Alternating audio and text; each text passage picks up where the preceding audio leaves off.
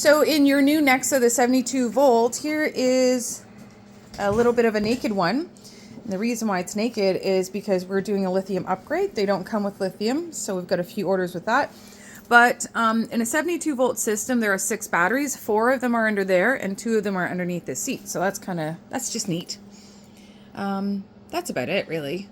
The lithium battery is going to go there, and the seat bolts down right there. Yeah. Yeah, so to access that, you'd have to unbolt it, lift that up, take your battery out just unplug it from the Anderson clip. And there you go. And it comes with a different charger too, because it's lithium. So yeah, we've been naked. And for these 58s, you're shedding 500 pounds. Yeah. You're right. So Because the lithium is 47 pounds, and these are the batteries that come out of it. Those are 58 volt batteries. They're huge. And yeah, that's got to be 70 pounds. Or 60 anyway. each one? I'm thinking.